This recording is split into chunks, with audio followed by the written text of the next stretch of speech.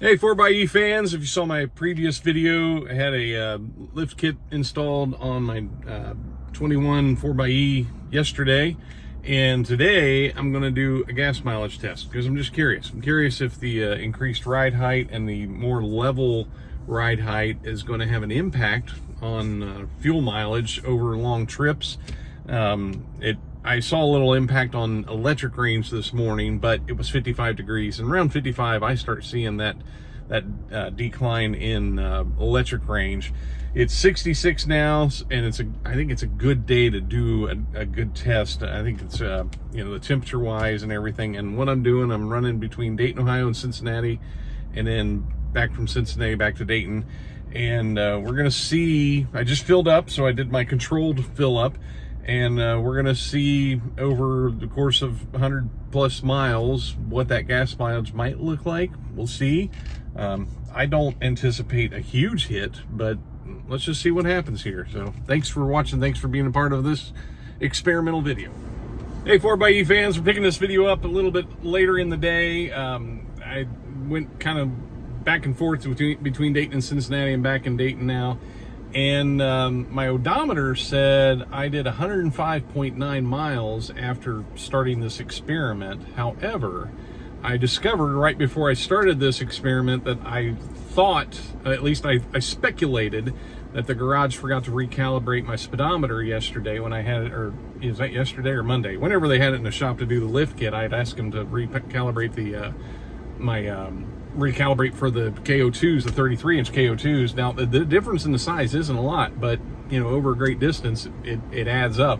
So the odometer says I did 105.9 miles, but I was using an app to track my miles on this phone, and it said I went 122 miles.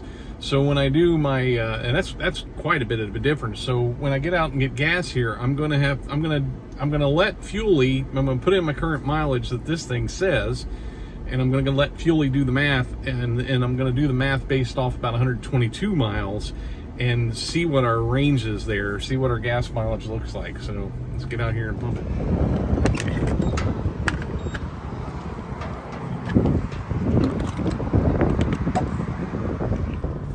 All right, so we filled up, and I used 4.477 gallons to either go 106 miles or 122, depending on what's correct, whether the app that I'm using on my phone is correct or the odometer is correct. I don't think the odometer is quite right, but if I did 122 miles, that means I got 27 miles to the gallon, and I just find that completely improbable. I've never seen this thing get 27 miles to the gallon on a good day. So, but if it was 106 gallons and that's right, it was 23.7 miles to the gallon. So I have a feeling it's closer to 23.7, and I have a feeling that's more right. That seems more in line with what I've actually gotten in the past, and I would expect a little bit worse.